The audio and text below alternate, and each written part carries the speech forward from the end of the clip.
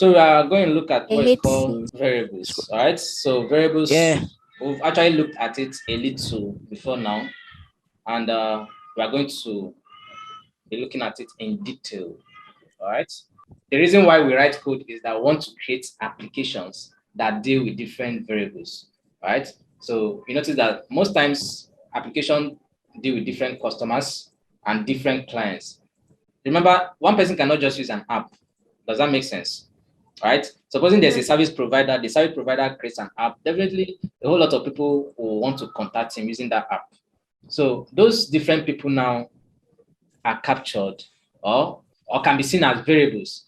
All right. So your ability to have different variables makes your code or your application very buoyant so that many people can actually use it. So we are going to be looking at the most interesting part of the entire Java programming language, which is what? Variables. So you might wonder, what exactly are variables?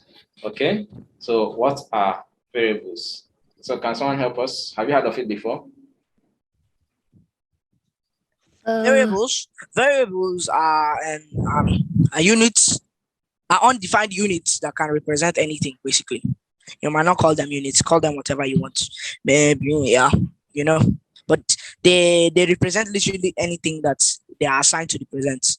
Variables in mathematics can be x, can be y, can be z. Okay, great. Yeah. Yes, any other idea? No.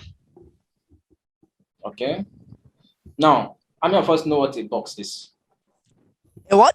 A box, B-O-X.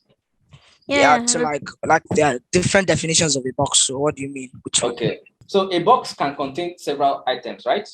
Mm-hmm. Now, there are some boxes that can be used to maybe package books. There are some boxes that can be used to maybe package shoes, right? There are some boxes can be used to, what else do you use boxes for? Use them for storage. Yeah. Very good. Very good. Organization. Okay. Now, these boxes, the thing is that what is stored within them is what unique, right? Like that is used for storing shoes. What is stored there is a shoe, right? So you can now give the box a label or shoe. So anybody seeing it will say, okay, this thing is for shoe.